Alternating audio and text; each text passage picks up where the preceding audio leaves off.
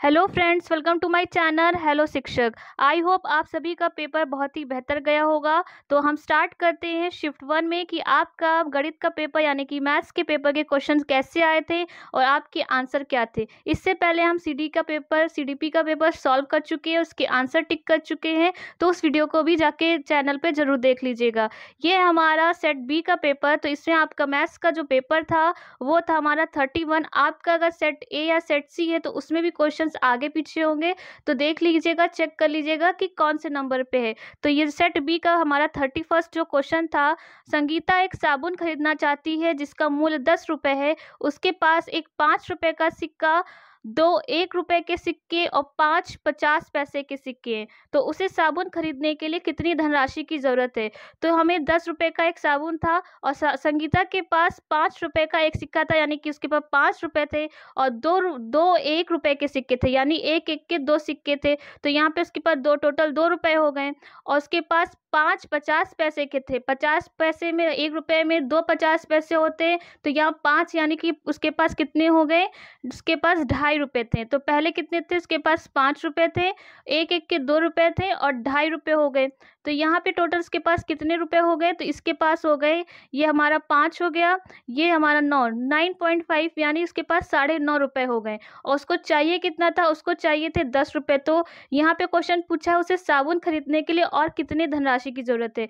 तो 10 रुपए उसके पास टोटल थे और 9.5 उसके पास वो लेकर गई थी। तो यहाँ पे उसको चाहिए थे 0.5 यानी कि 50 पैसे।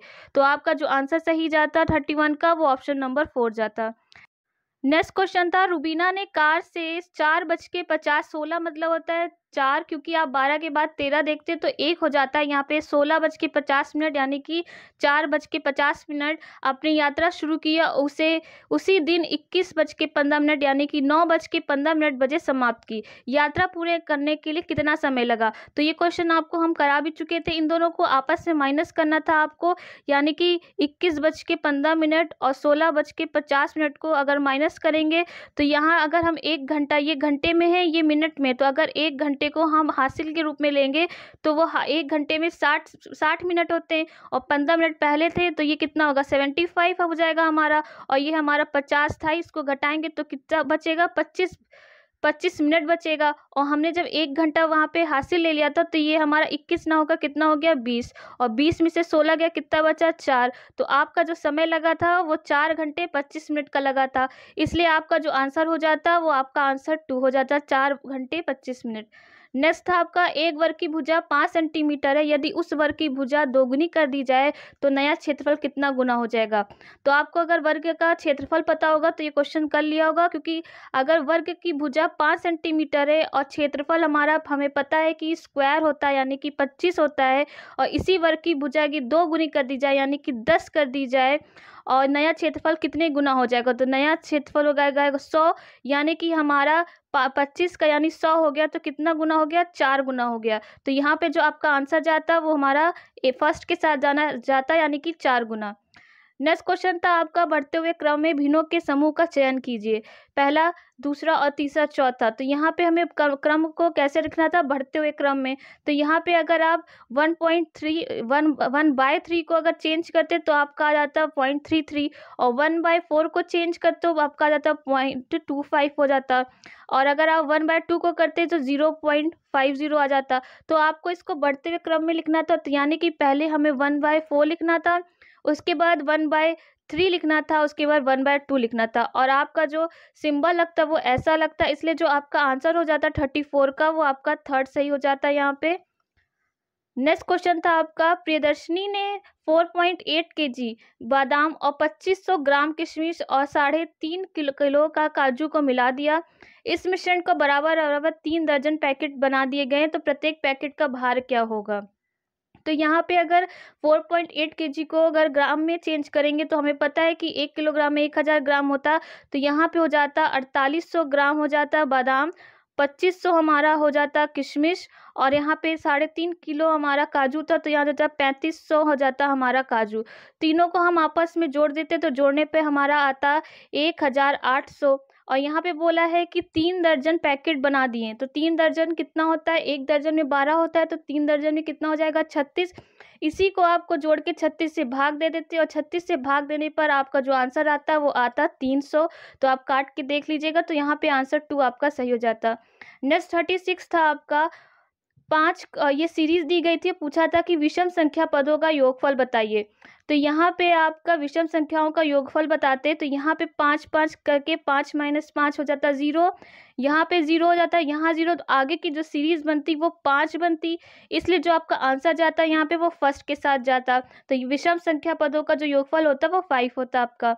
नेक्स्ट आपका क्वेश्चन था, निम्नलिखित में से कौन सी व्यवस्था संख्या को अवरोही क्रम में निरूपित करती है, यानी कि घटते क्रम में करती है। तो आपका 37 जो आंसर आपको लगाना था वो लगाना था थर्ड, यानी कि 10.5 फिर 1.50, उसके बाद आपको 1.055, 1.05 फिर 1.005 और फिर 0.155, यानी कि ये घटते क्रम की सीरीज थी। आपका यहाँ पे थर्ड आंसर सही हो जाता। और नेक्स्ट था आपका कि 100 लाख को किस रूप में जाना जाता है। तो 100 लाख था यहाँ पे, यानी कि 100 लाख था, तो यहाँ पे आपका जो सही आंसर जाता वो था सेकंड के साथ 1 करोड़। नेक्स्ट क्वेश्चन हमारा 39 था, 100 में एक पूर्ण संख्या जोड़ी जाती है और फिर वही संख्या 100 से घटा दी जाती है, इस प्रकार प्राप्त हुई दोनों संख्याओं का योगफल कितना है। पहले मान लीजिए हमने जो संख्या थी वो x मान ली, फिर 100 में x को जोड़ दिया हमने कंडीशन के हिसाब से, फिर वही संख्या को 100 से हमने घटा दी और दोनों को आपस में जोड़ दिया, बीच में हमने जिसको जोड़ दिया, तो ये प्लस का x ये माइनस का x कैंसिल हो गया और ये दोनों आपस में जुड़ के कितना हो गए 200। तो आपका जो आंसर आना था वो आता option number third. Next question था आपका, निम्नलिखित में से कौन सा 3630 का एक गुणनखंड नहीं है। तो यहाँ पे आपको बताना था कि कौन सी संख्या से 36 और 30 नहीं कटते हैं। तो आपको पता होगा कि 5 0 है लास्ट में, इसलिए 5 से कट जाएगा, 11 से भाग देते तब भी चला जाता, 3 से भी चला जाता, लेकिन हमारा जो नहीं जाता तो वो ऑप्शन हमारा जो सही होता वो 9 हो जाता। तो यहाँ पे जो सही आंसर था वो हमारा फर्स्ट था। नेक्स्ट हमारा 41 था, निम्नलिखित में से कौन सा कथन सत्य नहीं है। ये पहला था, यदि एक समांतर चतुर्भुज के सभी कोण बराबर हों तो वह एक आयत बन जाता है। दूसरा, यदि एक समचतुर्भुज के सभी कोण बराबर हो तो वह एक वर्ग बन जाता है। या थर्ड, यदि एक पतंग के समूह कोण बराबर हो तो वह आयत बन जाती है। या चौथा, यदि एक आयत की सभी भुजाएं बराबर हो तो वह वर्ग बन जाती है। तो यहाँ पे जो हमारा कथन आपको गलत लगाना था वो था ऑप्शन नंबर थर्ड, कि यदि एक पतंग के समूह कोण बराबर हो तो वह आयत बन जाए, ऐसा जरूरी नहीं है, इसलिए आपका थर्ड गलत हो जाता है। नेक्स्ट क्वेश्चन है हमारा 42, नीचे दिए गए पैटर्न में लुप्त संख्या क्या है। आपको यहाँ पे एक सीरीज दी गई थी और यहाँ पे जो खाली स्थान था उसको बताना था। तो चले स्टार्ट करेंगे। पहला हमें 1 दिया गया था, फिर 6 दिया गया था, फिर 15 दिया गया था। तो यहाँ पे 1 से हमें जाने के लिए कितना जोड़ा, 5 जोड़ा। अगर इसी 5 में हम 4 जोड़ दे तो कितना हो जाएगा 9। अगर 6 में 9 जोड़ दे तो 15 हो जाएगा। उसके बाद अगर 9 में हम कितना जोड़ दे 4 तो 13 हो जाएगा। और 15 में अगर 13 जोड़ेंगे कितना हो जाएगा 28 हो जाएगा। तो यहाँ पे जो हमारा आंसर आता है आगे भी चेक कर लेंगे। अगर 13 में 4 जोड़ते तो 17 आ जाता और 17 में अगर हम 28 जोड़ते तो हमारा 45 आ जाता। इसलिए हमारा जो सही आंसर जाएगा वो 28 के साथ जाएगा, क्योंकि आपको जो अंतर था उसी में 4 जोड़ के और दी गई सीरीज में आपको जोड़ देना था। तो आपका यहाँ ऑप्शन नंबर 4 सही हो जाता 28। नेक्स्ट आपको बताना था कि आपको एक चार्ट दिया गया था, बोला था सबसे अधिक और सबसे कम पाए जाने वाले रक्त समूह का अनुपात क्या होगा। तो सबसे अधिक जो रक्त समूह था वो था हमारा O और जो सबसे कम था वो हमारा था 3। तो सबसे अधिक यानी कि 12 और सबसे कम यानी 3 का हमें अनुपात बताना था। तो 3 से कैंसिल हो जाएगा, यहाँ पे 4:1 हो जाएगा। तो आपका आंसर जो जाता है वो सेकंड के साथ जाता। नेक्स्ट आपका 44 था, निम्नलिखित समूह में से किसमें सभी त्रियामी यानी 3D आपको बताने थे। तो आपको पता है घन घनाभ गोला बेलन होता है कि आपका घन घनाभ वृत्त होता है, या फिर आपका घन घनाभ अर्धवृत्त शंकु होता है, घन घनाभ वृत्त शंकु होता है। तो 3D हमारे जो ऑप्शन सही जाता है वो फर्स्ट के जाता, क्योंकि घन घनाभ गोला और बेलन ऐसे होते हैं जो हमें 3D बनाने पड़ते हैं, इसलिए आपका पहला आंसर सही हो जाता। अमीनी 36 सर्वसम वर्गों को अलग अलग प्रकार से आयतों से व्यवस्थित कर रही है। वह इन वर्गों द्वारा अलग अलग प्रकार के कितने आयत बना सकती है। तो आपके यहाँ पे 36 सर्वसम बताने थे। सर्वसम यानी कि 36 को कितनी गुणनखंडों में हम कर सकते हैं। तो यहाँ पे जो हम लिख सकते थे, 1 को हम 36 लिखने के लिए 1 से कर सकते थे, 2 को 18 से करते तो 36 हो जाता, 3 को अगर 12 से गुणा करते तो 36 हो जाता, और 4 को 9 से करते तो हमारा 36 हो जाता, और 6 को 6 से करते तो 12 हो जाता। उसके बाद हमारा अगर 8 से करते तो यहाँ पे हमारा नहीं होगा। उसके बाद हमारा जो संख्या आएगी वो रिपीटेड हो जाएगी, इसलिए यहाँ पे 9 से रिपीट हो जाती, इसलिए हमारी जो संख्या क्या बन रही है वो हमारी 1 2 3 4 और 5 बन रहे 36 के, इसलिए हमारा जो आंसर जाएगा वो जाएगा 2 के साथ। नेक्स्ट आपका 46 था, आकलन के बारे में निम्नलिखित में कौन सा कथन सही नहीं है। तो आपका जो इसमें आंसर होता, पहला था मानक संदर्भी आकलन में बताता है कि यह विद्यार्थी अपने प्रदर्शन में अन्य विद्यार्थियों की तुलना में कहाँ खड़ा या खड़ी है। या मानदंड संदर्भ आकलन नैदानिक परीक्षण और उपचारात्मक शिक्षण में उपयोगी। या मानक संदर्भित आकलन नैदानिक परीक्षण और उपचारात्मक शिक्षण में उपयोगी। या मानदंड संदर्भित आकलन विद्यार्थियों की अधिगम में निपुणता का मूल्यांकन करना है। तो 46 का जो आपका आंसर सही जाता, वो आंसर आपका थर्ड सही लगाना था कि मानक संदर्भित आकलन नैदानिक परीक्षण और उपचारात्मक शिक्षण में उपयोगी है। नेक्स्ट आपका जो क्वेश्चन था, अधिक, कम, लंबा, छोटा, दूर, समीप, छोटा, बड़ा आदि आदि जो अवधारणा है वो कैसी हैं। महत्वपूर्ण, पूर्व संख्या, प्री नंबर अवधारणा, या सीधे शब्दों में अंग्रेजी भाषा विशेषण है, तुलना के लिए अस्पष्ट शब्द है, या विलोम शब्द है जो गणित सीखने के लिए आवश्यक नहीं है। तो यहाँ पे हमें पता है छोटा बड़ा जो होता है वो हमें बच्चे को गिनती सिखाने से पहले ही सिखा दी जाती हैं। तो यहाँ पे जो आपको आंसर लगाना था वो महत्वपूर्ण, पूर्व संख्या यानी प्री नंबर अवधारणाएं हैं। नेक्स्ट 48 है हमारा, गणित अधिगम सामग्री में क्या सही है, कौन कौन से ऑप्शन सही है। पहला था सूत्र के प्रदर्शन में शिक्षकों की मदद करती है। या बी स्वतः अधिगम में विद्यार्थियों की मदद करती है। या निर्देश देने में शिक्षकों की मदद करती है। डी कक्षा में अधिगम वातावरण का निर्माण करने में मदद करती है। तो यहाँ पे जो आपका 48 का आंसर जाता वो बी और डी आपका सही हो जाता कि स्वतः अधिगम में विद्यार्थियों की मदद करती है हमारा गणित, और डी हमारा हो जाता कि कक्षा में अधिगम वातावरण का निर्माण करने में। तो आपका ऑप्शन जो सही जाता वो जाता ऑप्शन नंबर 2 यानी कि बी और डी। नेक्स्ट क्वेश्चन 49 था आपका, निम्नलिखित कथनों में से कौन सा सही नहीं है। विद्यार्थियों की हमारी त्रुटियों का अनदेखा कर देना चाहिए क्योंकि त्रुटियों की ओर इशारा को करने उनका प्रेरणाहीन करेगा। या गणित में त्रुटियां शिक्षकों को उनके पाठ की योजना बनाने में मदद करती है। या विद्यार्थियों की त्रुटियां उनके सोचने की प्रक्रिया के बारे में जानकारी देती है। गणित में त्रुटियां अधिगम का हिस्सा होती हैं। तो यहाँ पे आपका जो निगेटिव आंसर जाता वो आपको पहले ही मिल गया कि विद्यार्थी की त्रुटियों को अनदेखा कर देना हमें गणित की अधिगम के लिए जरूरी नहीं, क्योंकि चीज़ों को हमें बताना है, उनको सही करना है। क्वेश्चन नंबर 50 था आपका, राष्ट्रीय रूपरेखा यानी कि एनसीएफ 2005 के अनुसार कक्षाओं के ऊपर किए गए शोध बताते हैं कि लड़कियों का गणित में विशेषज्ञता के योग्य न मानकर उनका काफी व्यवस्थित अवमूल्यन होता है, जबकि गणित में अच्छा प्रदर्शन करती हैं। इसका सबसे उपयुक्त कारण क्या है। लड़कों में गणितीय क्षमताएं जमजात होती हैं, या समाज की लिंग संबंधी धारणाएं इस मान्यता की ओर ले जाती हैं कि लड़के समस्या समाधान की ज्यादा नवीन कार्य विद्या उपयोग करते हैं, इसलिए उन्हें बेहतर अवधारणा समझ होती है। या फिर गणित में लड़कियों का खराब प्रदर्शन उनके गणित के प्रति प्रचलित भय के कारण होता है। या गणित अपनी प्रकृति द्वारा ही पुरुष प्रधान विषय है। तो यहाँ पे जो हमारी लड़के लड़कियों में जो भेदभाव या पक्षपात होता है ये लैंगिक पूर्वाग्रह के अंदर आता है, जो समाज के द्वारा प्रचलन हमारी बातें चली आ रही, इसलिए जो समाज की लिंग संबंधी धारणाएं हैं इसी पे डिपेंड करेगा, इसलिए ऑप्शन नंबर 2 आपका यहाँ पे सही हो जाएगा।